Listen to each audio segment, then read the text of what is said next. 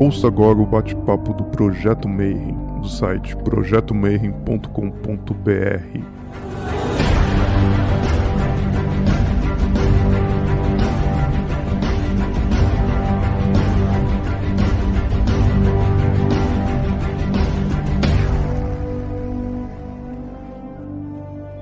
Bom dia para você que é de bom dia, boa noite para você que é da boa noite, boa tarde se você acabou de chegar no YouTube recebendo mais uma notificação de um bate-papo Mayhem.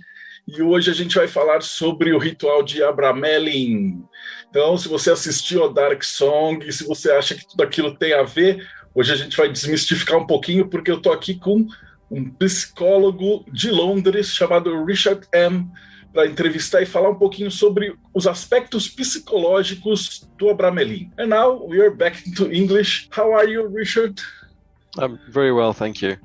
How's it going in London in this pandemic? It's not been too bad for me. That's great. Well, the first question that we ask to our guests is about your path.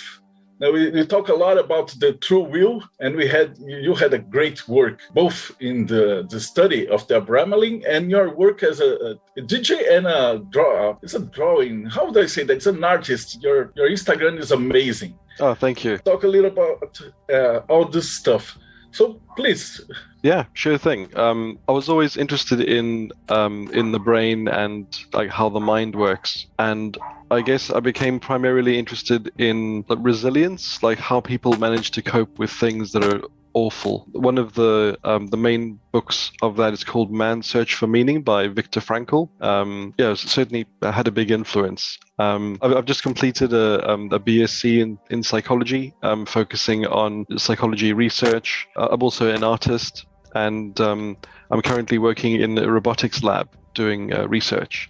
My special interests are in prejudice and mental resilience and psychedelic therapies. I also do campaign work around disability and social care. But the reason that I chose the Abramelin for this one project I was writing for was because in many ways we're doing a global Abramelin. You know, all of us are isolated for months at a time and stressed, and a lot of the physical aspects of the Abramelin are things that we've all been going through. And the interesting thing about the Abramelin is that it has aspects that really take a huge toll on the brain, but then it also has things that balance it out, that kind of help. So I was looking at the Abramelin in the same way that people have approached psychedelic therapies, in that there could be potential therapeutic aspects which people haven't particularly researched or looked at. And so it's a great model for looking at people surviving really stressful situations. So like for this project, I interviewed multiple practitioners all over the world to figure out the experience of it and what it felt like and the challenges that it posed for them. There are no studies about the Abramelin in science at all, and because I didn't have funding to do an actual, I couldn't just pay people to do it or follow people. This wasn't really a full research project. It was more just an essay that I was researching. So what I did was I broke the Abramelin down into different parts and then looked at at similarities, studies on various different aspects. So the social isolation or the different plants used and that sort of thing. The first question that I had to ask you is, what is the Abramelin? Right. Abramelin is, I can get to that, but essentially it's a magical ritual whose goal is to to have knowledge and conversation of one's holy guardian angel. The earliest translation we have comes from Germany about 500 years ago, but the text itself claims to be significantly older. But I can't really talk about the historicity of it in much detail. I've primarily focused on the effects that it has on the brain. All right. But I do have a whole. I can give sort of the top hits of the essay initially now, if you'd like. Yeah, it's very important to put to our listeners that you're a man of science and not a wizard and not a magician. That's important because I interviewed some magicians like Ramses Dukes and Frater RC and several others that did the Abramelin, and you gave me their contact and they talked about that. So I will put the links in down here, and you can see what the Abramelin is from a wizard mage perspective. And today we'll talk about the psychiatrics and psychology of the Abramelin, right? Yes, of course. Now, I mean, it might sound to some viewers like I'm here to disprove aspects of it, and that really isn't my intention. My interest wasn't whether the angel was real or not, or whether people really experienced the angel or not. That's kind of besides the point. I was looking primarily at, just the effects that the physical aspects of the ritual have on the brain, and I can't talk whatsoever to anything beyond that, and so haven't even speculated. All right. It's common for spiritual practices to have a range of elements that are likely to lead to a change in consciousness. And I don't mean, earth, wind, and fire. Elements of, like a lot of magical practices or religious rituals will use pain or drumming or consuming psychoactive plants to enter these altered states of consciousness or journeying to the spirit world. And one of the things that's particularly interesting about the Abramelin is just the huge range that it has. Like often practices will have one or two, but this actually it's absolutely packed full of them. Although pain is one of the ones that it's one of the few that it doesn't have. And of the research that I did, and speaking to people who've done it, and in the records of the ones who practiced it, it's extremely challenging to do the ritual. It leaves people feeling physically and mentally wrecked. But then it also gives them access to experiences of transcendental joy and bliss. From the perspective of a psychologist, it's an absolutely fascinating ritual to explore. Of course, with science, I can't tell you whether something is, true or not true. I can only tell you the probability of something being true. So I'm not here to take away anyone's beliefs or alter things. I'm only interested in the effects on the brain, as I said. So one of the areas of the brain that is particularly affected by the Abramelin is the default mode network. And I'm going to be mentioning this quite a lot, but basically it's involved in self-reflection and your sense of self. And it's one of, in depression, it's highly activated because people are thinking about themselves all the time. It's all, all this, all that, and self-related cognition. And one of the interesting things in its relation to psychedelic therapies is that the default mode network is one of the things that's disrupted by, say, the use of psilocybin mushrooms. But a lot of the practices in the Abramelin operate on the default mode network. And one of the other key areas is the hypothalamic pituitary adrenal axis, or the HPA. I'll just be calling it the HPA, which is an endocrine system for the management of stress. The ritual is extremely stressful, both in terms of like short-term acute stress and like long-term like chronic stress. But we'll go into a bit more detail as to the effects that this has on the brain. So one of the things which I'll talk about later, and this links back to the use of sacred plants, is that there is a potential translation difference of opinion because these are very old texts. There is a possibility, or some people think that the plant cassia mentioned in the Abramelin is actually better translated as cannabis. I'm not entirely sure, and I'm not a historian, so I can't comment on that directly, but we'll look at that. I haven't gone into the chemistry of how cannabis affects the brain, because I kind of assume that's just generally known, and because that isn't an accepted translation more generally. But so the Abramelin is a very grueling ritual. It involves social isolation, sleep deprivation, and prayer for 18 months. And then in the final 7 days, there's fasting, both of food and water, and the use of psychoactive plants. And at the end of those 7 days, that is when the angel is said to appear to the practitioner. So the Abramelin, the first manuscript we have was written in 1458. I understand that even at the time, it was, although at least the book claims that to be significantly older. Supposedly, someone went to Egypt and found a practitioner who then passed on the knowledge. It seems to be a mix of a lot of different like magical practices kind of blended. There is a lot of Kabbalah in there, and a lot of sort of magic number squares. Magic number squares are actually an ancient practice we can trace probably about to 1000 BC. There's the use of sort of magic number squares in China, and a lot of Chinese herbs are actually used in the Abramelin. And some of, even today, they're used for people who go and do prayer up a mountain and fast. Will actually use some of the similar plants.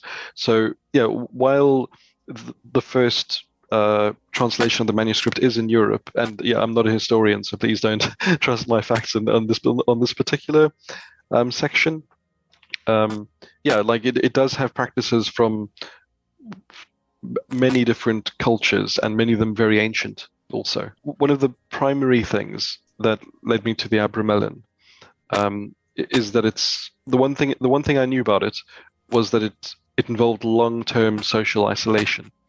And obviously living in the pandemic, as we all have, yeah, in many ways we've all been going through this global Abramelin, and it's been, extremely stressful for a lot of people. And people have been learning about the effects of social isolation, firsthand. So I can now go into the detail of the effects of social isolation on the brain. So social isolation is primarily related to the HPA axis and the stress response. And yeah, obviously in the Abramelin, people are isolated for 18 months, and you technically are allowed to have servants or a partner for some of that time. But I mean, if you're following the strictest possible interpretation, it's no other people whatsoever. But yeah, the Abramelin is fairly flexible in terms of its interpretation, and most of the people I spoke to weren't entirely alone for a lot of the time that they attempted it. I think it's quite hard to do in the modern day. But yeah, so social isolation is associated with an increased risk of death by 60 to 70% from all causes of possible death. So it really isn't good for us, for our bodies, at any level. Also, like having good, strong social connections, being connected to other people, it gives us it increases our resilience to stress. Basically, we're able to cope with a lot more when we know that we're supported by people. And being socially isolated kind of conversely makes us a lot more vulnerable to stress, and that's all related to the HPA axis. So social connection will suppress the HPA axis, which kind of relaxes you and stops the negative effects of stress on your body. But yeah, long-term social isolation can affect your cognition and your memory and your fear responses. It can also disturb your sleep. You start to lose emotional control, so you'll have you can flip from positive to negative feelings very quickly, or you can have negative thoughts which just go around and around your head and you just can't control them. So in many ways, a lot of the regulation of emotion is buffeted by kind of interacting with other people, and once you lose that, things start to become a lot more chaotic. Yeah, it's associated with high levels of psychological distress, but there's some other interesting effects, because isolation can actually make you more religious also, and that's quite interesting because religiosity can actually help to moderate some of the effects of social isolation on well-being. There could be any number of ways that this works. One of the things that I found, and I'll touch on this later, is that praying to an entity or a god, in many ways, it's like talking to, in terms of, as far as the brain is concerned, it's like talking to another person. So it can help sort of make your brain think that it is communicating with other humans, and so that can actually help to buffer your stress. I'm thinking here because in my point of view, witness like three different stages in the Abramelin. You have the Camarinha that we talked about, that is 21 days and you're isolated like in a cell, and it's very religious, and you pray every day, every minute, and etc. And then there's the Abramelin, that's 6 months, and you don't have to be so rigid, and you can talk to some people. And then there's the pandemic, that is a year and a half, and you can talk to a lot of people, but the results are quite the same. This is more compressed or more expanded. But to the mind, what happens to our minds? Yeah, well, I mean, I mean, depending on which translation you're working from, the Abramelin is either 6 or 18 months. The later translation, which I think is more generally accepted, is 18. The other thing that the second translation adds is an element of Goetia, where once you have the guardian angel on board, you then use its power or assistance to summon and bind demons. Yeah, I didn't particularly look into those aspects, but I do know that was one of the primary differences in the translations, and that's why a lot of people have a problem with the second translation, which is 18 months and includes the Goetia elements. I know that we want to go too deep in the fascism and authoritarianism aspect, but the Abramelin, since it makes its practitioner more religious, and we are all, as a global saying, into this new Abramelin, do you realize that we are getting more, not fascist, but authoritarianism? We are delivering more and more power to the authorities. And the practitioner of the Abramelin is delivering all his power to the sacred angel. Yeah, so I touch on this a little bit later, but essentially, when we're stressed, we look for a feeling of control, whether that's something, things that give us comfort and control, and religiosity is absolutely a part of that. I do think that this causing additional stress has definitely made people, well, it depends how you define religion, because a lot of people have found similar things in conspiracy theories, which aren't religious, and they found a lot of other, or following leaders who just tell them what they want to hear because it makes them feel safe. So yeah, absolutely. I do touch on that a little bit more in a bit. So I figured out that sleep deprivation was also quite a large, well, this one's actually interesting, because depending where you're doing the Abramelin on Earth, it'll have different effects on your sleep deprivation. So if you're near the equator, like in Brazil, you obviously don't have that much variance between of the length of the day in summer and winter. So I should probably back this up a little bit. So the prayers you do 3 times a day: sunrise and sunset, and in the middle of the day, and which means that you have to be awake, and you do prayers for like an hour. And in Europe, if you do it in summer, the nights are only 6 hours long. So yeah, like if you're doing the Abramelin in Europe, you're going to get sleep deprivation, which will be chronic the whole way through the summer. And it's like even small amounts of sleep deprivation can actually cause can start interfering with how you produce memories.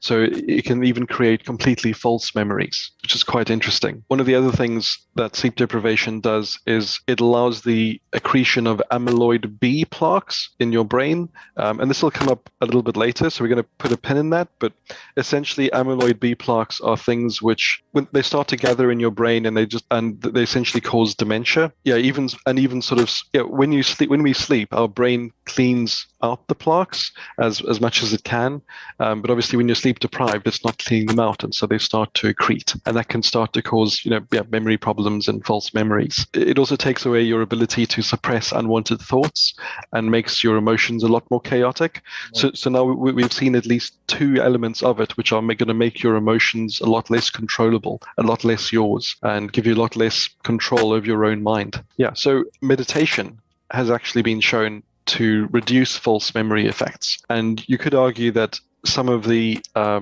prayer-based elements of the Abramelin might actually help to counter some of the effects of sleep disruption. So I can talk about prayer in a little bit more detail. Yeah, in the Abramelin, you do these, and yeah, I'm not too sure on the pronunciation, so please don't hold me to that. You do the all 150 Psalms of the Book of Psalms twice a week. You read through those, which, I mean, that's going to take up a huge chunk of your time, in addition to doing sort of unstructured prayer at morning and at sunset, and at sunrise, sunset, and at lunch. But there isn't any specific guide for how long it takes necessarily, or what it is that you should be doing during that prayer, but a lot of it is quite penitent in that people are doing a lot of confession. I'll touch on that on a little bit I already talked about how prayer activates the same parts of the brain that activate when you talk to another person. So like it still helps you exercise like the parts of your brain which would be languishing. Otherwise, if you're completely isolated. Yeah, I mean, right now, talking to you, I'm activating the same part of the brain that I would be doing if I was talking to if I was doing prayer or talking to another person, which is it's quite interesting. It has the same effect as that movie with Tom Hanks, that he's in an island, isolated, and he's talking to the ball. It is the same, more or less the same idea. Yeah, absolutely. Like it's a thing. You can talk to God, or you can talk to your volleyball. Yeah, I mean, as long as you're talking to sort of another entity, you're still exercising that part of your brain, and it's helping you not go too mad. Right. So even though I'm not particularly religious, I mean, I would consider doing prayers during the lockdown as a way to help one's well-being, probably, especially if they're meditative. So like, because my background is primarily concerned with well-being, I would probably recommend something like the compassion and mindfulness exercises that Chris Germer does. I can put a link to that in the doobly-doo. Great. Yeah, so essentially both compassion and mindfulness have their own unique benefits on the brain for helping you buffer stress, and they're really good, and everyone should do them. But I'm not a doctor, and no one should take any of my advice. Also, everyone thinks that sort of mindfulness is this wonderful thing everyone should do, but it does actually have its own risks that people don't talk about, because it trains you to focus and increases your ability to focus. If you have a tendency for negative ideation, thinking negative thoughts, it can lead you to focus on your negative thoughts even more. Mindfulness actually has its own set of risks, which a lot of people don't talk about, and should be talked about more, I think. But so one of the aspects in the Abramelin related to prayer is confession. And obviously with confession, you confess your sins. You're probably fairly familiar with confession, but because you're focusing on your own flaws and being open with them with God, who can see everything in this context, and because your emotions are now uncontrolled, when you start to feel negatively about yourself, you're not going to be able to stop yourself feeling that way, and the amount of emotionality is going to be exaggerated. So you're going to be feeling a lot more negative than you otherwise would. And while prayer in general has been shown to have beneficial effects on the brain, confessional prayer actually has been shown to have some quite negative effects. And is associated with decreased well-being in general. Related to prayer is the practice of fasting. Which happens in many religious traditions, and is also, one of the interesting things about the Abramelin, which I didn't really touch on earlier, is that it's essentially like a transitional fossil. It's halfway between the sort of the solitary practitioner sort of shamanism, sort of modern organized religion. It's kind of something in between. It has elements of sort of some very raw, like shamanistic elements, but then some things which ended up being refined into more well-known and more traditional religious aspects. But it's interesting because it has elements of both. Back to fasting, avoiding food and water is obviously, it can be quite bad for you, particularly water fasting. And if you were to follow the instructions of the Abramelin, in their entirety, there'd be some very negative effects, particularly from this aspect, and particularly from water fasting. So every person I interviewed ignored the water fasting element. So they wouldn't eat food, but they'd still drink water. And I mean, if you were to not drink water for 7 days, you would be dead at about day 2 probably, and you'd probably be suffering permanent neurological damage even after a day or 2, quite frankly. So I definitely don't recommend anyone does that. But like fasting with food, it decreases your default mode network activity, which is the thing we mentioned earlier, the thing that makes you think about yourself, and thoughts become a lot simpler and less complex and calmer. And again, you start to lose emotional regulation. Obviously, that's a theme that keeps coming up, is the loss of emotional regulation with all of these practices. This loss of emotional regulation we are seeing in the everyday, especially in poor countries like Brazil, that several people lose their jobs. And in the very poor areas, they are fasting against their will because they have no food. So if with schools that are closed, our children, they do not have the here in Brazil, the poor kids, they have lunch at school. So many parents send their kids to school so they can eat something. And without schools, these kids are starving. So I believe in the small children, and these effects that you said, that emotional disbalance, are even worse. Oh yeah, and I mean, in the developing brain, I mean, there's no way the child is going to learn on an empty stomach, and it could have any number of sort of negative effects as the brain develops. You know, who knows, like, what effects it could have on them when they're adults. You know, it could be increased rates of depression, anxiety, sort of cognitive problems. That's an awful thing to hear is happening. I'm so sorry. Yeah, terrible. We are suffering from fascism, and I believe they are connected. The people are beginning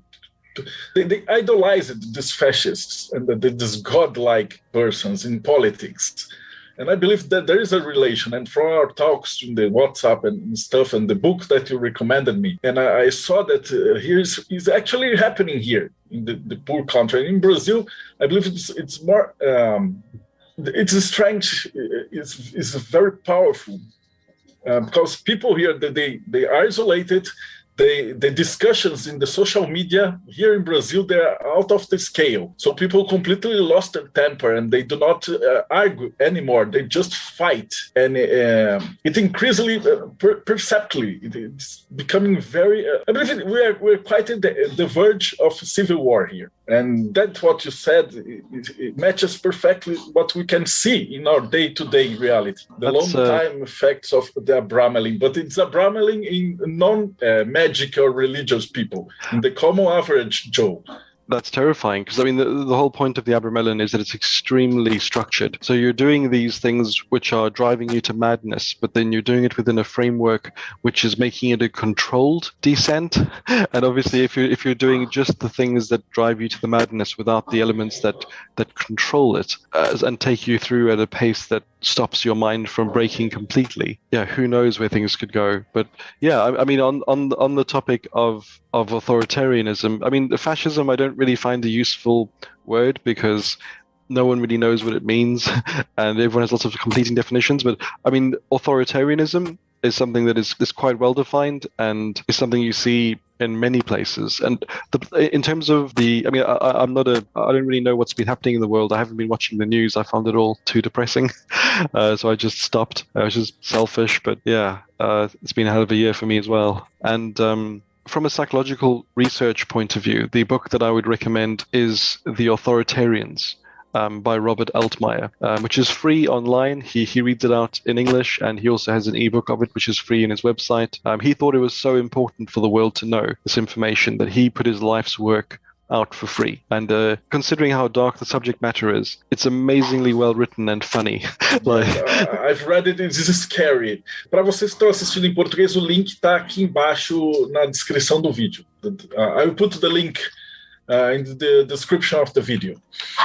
So going back to the elements that can kind of help you control the descent, I'd like to talk a bit about the plants and in the incense and in the holy oil. So I actually have a little sample of the holy anointing oil.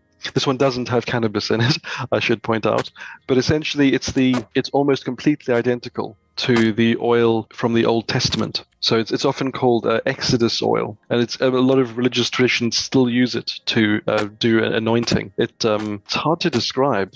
It's a wonderful smell, kind of woody and mysterious, and just quite lovely. I bought the oil specifically so I could have a sense of the experience while I was researching it. Just a little taste. Although I didn't actually anoint myself with it. As I was doing the research on some of the components, I was like, there really are some very toxic plants on here, which definitely affect the nerves in the brain. So in the oil, there's myrrh, cinnamon, and calamus. I think there's also cassia, but I don't think I went into cassia in much detail. And cassia was the one which was mistranslated as cannabis, although maybe that, and we have found, so as I say, this oil is taken from Exodus, and there are some historians like Danny Nemu, who does this talk about drugs in the Bible. He's actually a great person to have on the show. I'm sure he'd love to do it as well. Right. Reverend Danny Nemu, and he can tell you about it. But yeah, essentially they found evidence at some holy sites of cannabis use alongside frankincense as in Israel. So like, as this oil is from the Old Testament, and they are a lot of the incenses are quite similar to ones from that region. I mean, it isn't that much of a stretch that cannabis might have been the intended use included in the Abramelin.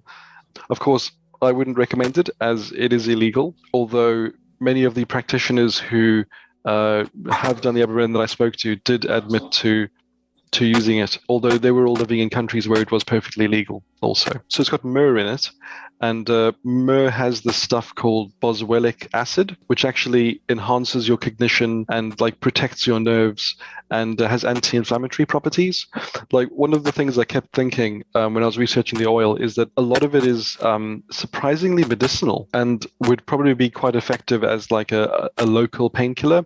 And almost everything in it also has sort of antibacterial, antiviral effects. So I imagine, like, if you're in the desert and you have a paper cut and you put this oil on it, I imagine, you wouldn't die of a horrible infection, and it might actually help with the healing. So it literally would be, life-saving, healing, magical oil, in a time where, even a small injury could get infected and kill you. Yeah, so it also has cinnamon in it, which actually helps to stabilize blood sugar, which can also stabilize your mood and also stops you from getting too hungry while fasting. So you can kind of stretch out your glycemic curve.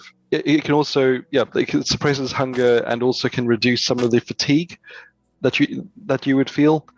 So the calamus in it, I think it's called Calamus acorus. That's been it's extremely toxic. It's used as an insecticide. It's been used in traditional medicine as a sedative, as an antipsychotic, and it would probably help offset some of the emotional intensity and the memory disruption that some of the other things might be causing. So it's interesting seeing how the different aspects of the Abramelin kind of counterbalance each other. Something that occurred to me. So in addition to the oil, there's also an incense, which is agar wood and frankincense, both of which have traditionally been used in a lot of religious magical incenses. Both of them act on the GABAergic system, which is essentially the same brain system which is related to stuff like Valium. So it's kind of a sedative with hypnotic effects, and it sort of decreases anxiety and depression. And I mean, you would be it's all very well saying that these things would be protective for everything else that's happening, but really you'd be doing 18 months of all those other things I've just described. Although the fasting is only in the final 7 days, you'd only be using these plants in the final 7 days. Also, so it isn't that they would protect you the whole time, but it's more just like towards the end they might kind of keep you just sane enough to complete the work that you're trying to do. Right. But it really is, the Abramelin is extreme. It really is a practice on the knife edge. And I mentioned cannabis briefly already. All of these, most of these are also related to stress, which is related to the HPA axis. And chronic long-term stress is terrible, not just for your brain, but also for your body. And the sleep disruption and the social isolation are going to be causing long-term chronic stress. And that's going to definitely it affects, again, emotional regulation. And so you can really start to see how people can experience the bliss and the horror in the reports that people have made of doing the Abramelin. It really is something that becomes quite intense. And in a way, we maybe have these effects in the major population in the world. If this pandemic extends more, then there's this new virus, the Cepa, the Indian new one, and then you have a lockdown again. I don't know if you are in lockdown again in London. I read something. Yeah, they've just extended it. Here in Brazil, we were never in lockdown because the population, we have a president that he does not believe in the virus. He's a negationist and a conspiracy theorist and theocratic. And the population, they're going to parties and everything. And we have one of the highest toll deaths in the world. So here is like hell, actually. And I don't believe we will escape from this thing that you said, this Abramelin that we are passing through in the next, I believe, 1 or 2 years. So what do you think the effect will be? I mean, as I've said, like obviously with the pandemic, there's obviously people have been talking about the first, second, and third wave in terms of waves of the virus. But actually, in many ways, the first wave is the virus itself, of the people who die from the virus. The second wave is all the deaths that happen because of the virus, but not directly related to it. So because the virus is taking up so much time, people aren't seeing doctors. They aren't, if they have a heart problem, they might not go see their doctor about it and just try and treat it at home. So there's a whole lot of deaths happening, not directly caused by the virus, but related to it. But there's going to be a third wave, which is going to be all of the psychic trauma from all of the death that people have seen and all of the awful things that have been happening as a result. And there's absolutely going to be a huge number of people with, mental health problems, a lot more than before, probably that it's going to need treatment for years. And there isn't a country in the world that really has proper support for, mental health. And hopefully that's something that people will, work towards building. That's one of the things that I find quite exciting about psychedelic research is the sheer potential of some of the results. So a lot of people have been talking about using MDMA to heal trauma, and a lot of PTSD, the current treatments are about learning to live with the trauma, but this actually seems to be able to help people process the experiences almost completely and return back to their lives. And some of the results we're seeing from the psilocybin therapies for everything from depression to addiction to anxiety is just the results are incredible. Yeah, and these are both fast-tracked to be rolled out as treatments, at least in America, probably within the next year or so, which is very exciting. We're approaching a very exciting time for therapies, at least in places where they'll be available. In Europe, so because these substances are largely illegal, it makes researching them with government approval very expensive. So with psilocybin, for example, what would have a single dose has a street value of, I don't know, £10. I don't know what that would be in, but it's a lot here. Yeah, so say $15 is the street value, but the in order to do that within a research framework with government approval is £20,000, which would be about 30,000 American. I assume. I'm not an economist, so don't call me on the exact. But yeah, it's incredibly expensive, and a lot of that is mostly to do because of government regulation of these areas. But I think we're getting to the point where the results are undeniable, just how beneficial these things are going to be. There's still a lot that's unknown. There's still a lot of risks that we don't know about, and it's very important for people to know that it isn't just taking the substances like with antidepressants. It's the critical part of the therapy is the context. And so they're there to be combined with a therapy. You can't just take the substances and expect to be healed. They sort of put the brain into a state that's a lot more plastic. And it's what you do with that plasticity in the form of therapy that is beneficial. It isn't just the substances alone. And yeah, they could have all sorts of side effects, particularly if people are vulnerable to schizophrenia. But there's just so much that we don't know because it's been so hard to do research. But there is another YouTube channel. I don't know if I can plug that. My professor has the largest psychedelic research conference in the world, and I can give you the link for that. Breaking Convention. Great. And they've got sort of people giving lectures about it from all over the world. Some of it's scientific, some of it art related. It's really quite wonderful. So yeah, if I can return back to the Abramelin, one of the areas that psilocybin mushrooms affect is the default mode network, the sort of the sense of self, and it just disrupts that. It's to the point where you experience your sense of self not as you as your body or as your political or sporting affiliations or like tribal affiliations, you essentially, your sense of self just becomes dissolved. You become, one with all life, with all humanity, with the universe kind of thing. And that's your default mode network just kind of dissolving. For a temporary time, which is interesting, because with depression it becomes highly activated and very, very centralized, and so this essentially has the opposite effect, which is quite interesting. Before I talk about psychedelics in a bit more detail, I'm going to talk about what might be some of the long-term effects of the Abramelin. And this kind of ties into the long-term effects that we're talking about. So. And this is purely from reports. Obviously, there is no studies in the Abramelin. So people have reported sort of ongoing feelings of bliss and ego dissolution as a result of the Abramelin operation. People have also reported improved self-discipline and sort of self-knowledge, and their ability to manage stress has actually improved. And they've also experienced like a feeling more connected with humanity, and like a renewed sense of their own identity. So this all ties in quite well with its effects on default mode network activation, I would say. Everyone experiences the Abramelin differently.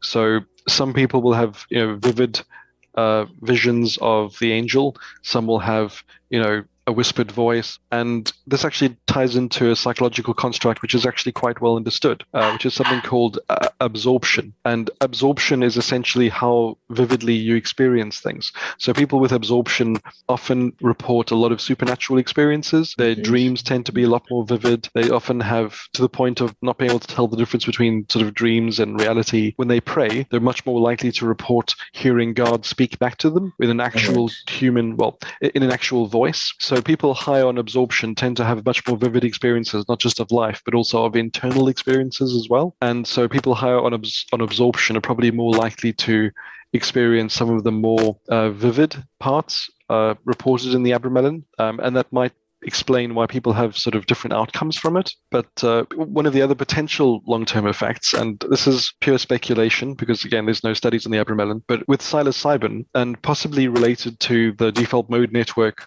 dysregulation, is that the personality trait for openness to experience is increased for at least a year. And openness to experience, it's also been found to be higher in people who consider themselves to be spirit mediums. And so openness to experience is actually quite interesting. I wrote another paper about that because it has mixed effects on happiness, depending on how you measure happiness. So if you measure happiness like in the hedonic sense, so like hedonism, like wanting, having pleasurable experiences and avoiding unpleasant experiences, then openness to experience doesn't really affect happiness, because while you're more open to pleasant experiences, because you're more open, you're also going to have more negative ones as well. So it doesn't actually improve your overall well-being in that regard. But then if you measure well-being by eudaimonic well-being, which means flourishing or purpose, it's actually extremely beneficial because you're trying all of these different things, you're open to new things, you figure out what you want, what you like, what you'll stand for, what you won't. And that's a great way for figuring out your purpose, and which is really good for well-being, having that sort of structure and a thing that you care about and acting on your principles. So like openness to, it's interesting that psilocybin is being used to treat depression and also has this effect on openness to experience, which also has an effect on well-being. But again, we don't really know exactly why. There's still a lot of research that needs to be done. It's just speculation at this point, any connection between things. There's also a link between openness to experience and adaptability, which makes sense. This might be a potentially sensitive topic, given the nature of this channel. So I'm going to try and be as respectful as I can talking about this. This is something people can look up, is the homeostatic theory of subjective paranormal experiences. And essentially, it suggests that paranormal beliefs, they provide us feelings of safety and control. So they found that people with childhoods where they experienced either parents who were very domineering or abusive, or just children who weren't really made to feel like they had a lot of control over their lives, were much likely to, were much more likely in later in life to have like paranormal beliefs and experiences. Since there's no difference between magical and religious, from the scientific point of view, we expect to have next generation more religion focused. I'm saying this because here in Brazil we are theocratic.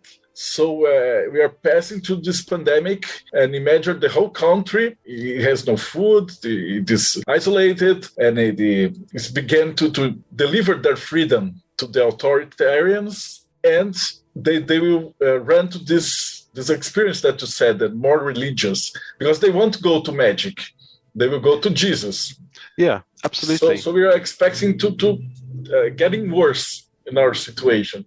Oh. Yes, well, I mean, that's some of my research. I can touch on this briefly, but the more unstable and chaotic, the more likely people are to go towards these systems which offer them safety and control and order. I mean, even if the order, it might not be super great. But yeah, like, I mean, with the Abramelin, like, I can see how it can have some benefits because it gives people long-term structure and order and purpose and meaning, like not just during the ritual, but like beyond the ritual itself. And all of those things are going to give you resilience and make life easier to deal with. There's definitely some connection between supernatural beliefs, more authoritarian traits, but I don't really know enough on that subject to talk about. Like, something I'm definitely interested in, but I can't really say I know a lot about with any authority. That's everything I have to. That's essentially the whole essay. I would like to say that was great news, but it's the worst news ever. But your contribution was fascinating. You figured out Brazil in your study. Yeah, I mean, because we are living through all this but it's science. It happens. Everything you say about this Abramelin, we are experiencing it firsthand in a global scale, about 200 million people. And we are experiencing everything you say about the authoritarian, the religious, and people are getting more angry, and we are in the verge of the civil war and everything. So for the people who are listening to this, you have to prepare yourself, brace yourself. Next year are going to get worse, I believe. Thank you so much for these insights, Richard. I'd like to ask you one last question that I ask to all religious people that we interview, but you are a man of science. So in your beliefs, what do you think happens after we die? I don't know. I mean, like, science can only really answer questions about things that are testable, and the existence of God or what happens to us after we die isn't within that realm. So, I mean, even though I'm a man of science, it doesn't mean that I don't believe. What do you believe? Well, I think in my bones, there's a perspective that, and I mean, this is pretty much like our sense of self is an illusion. Like our sense of who we are is a system in the brain called the default mode network. And when we disrupt that, our sense of self, of us in these bodies as these individuals, disappears. And, you know, we share 70% of our DNA with, you know, daffodils. Daffodils? Yeah, you know, with flowers. And so, like, in many senses, my body as an individual might die, but me as in me, humanity, me as in life on this planet, me as in most of the DNA that I have is still shared within everything else. So it could even be that, you know, the very experience of consciousness itself is actually a singular thing. And, you know, me, the individual dying, you know, doesn't really take away from that at all because it's still there. So I don't know if that really answers anything. No, but there's no right or wrong answer. I've interviewed more than 190 people, and they all gave me different questions. It's most like we are betting. When we die, we will see who is right. But it was really, really great. I'd like to talk a little bit about your work in Instagram. Do you use it as a meditation tool? Yeah, absolutely. So I have chronic pain, which is why I was interested in learning about how people deal and live with through extreme circumstances and how people build resilience. And yeah, for me, absolutely, I found drawing to be a meditative tool that sort of took me out of my body and focused my mind. And yeah, it was absolutely therapeutic. And I do very detailed geometric line drawings, very precise, very detailed, mostly by hand. It takes a lot of time. How much time do you take for each one of those drawings? Well, I mean, each of them is about A4 in size, and there'll be about an afternoon or two, and I have maybe more than 200 of those. So that's, I mean, in terms of a body of work, I mean, all the things I have online, that isn't even all I have. But I've been since the last few weeks, I've been building an art gallery in virtual reality, Nice. in Altspace. So if anyone has a VR headset, they can go and see my gallery. And there's a secret hidden room in that gallery, which I recommend people looking behind the picture of the face if they want to find it. I created some like miniature digital art experiences. You can still access it on a desktop without a VR headset, but I don't think it'll be as fun. All right. You will give me this link. I will put this in the description also. So thank you so much for your time. It was a great interview. And thank you on behalf of the Brazilian people. I hope these insights would help us to cope with the pandemic a little better than we're doing right now. These insights about the Abramelin and the whole correlation with what we are passing through, I believe they will be of great help for us. Thank you. Yeah, thank you for having me. It's a real honor to speak to you. I was really looking forward to this. And if you need anything in your research from the Umbanda and the spiritual and stuff in the Brazilian, or any of the other interviews that I did with the religious people, and just ask me and I will put them in contact. Well, I mean, I hope one day when things are back to normal and the world is less mad, I can visit you in person. That's what I'm hoping for. It's great. I will take you to all this Umbanda you see in person and possessions and stuff like that. It will be great. You have a lot of friends here in Brazil. E para vocês que acabaram de ver a gente, então não esquece, segue o canal, dá o like, dá uma olhada nas outras entrevistas e a gente se vê no próximo Bate Papo Mayhem.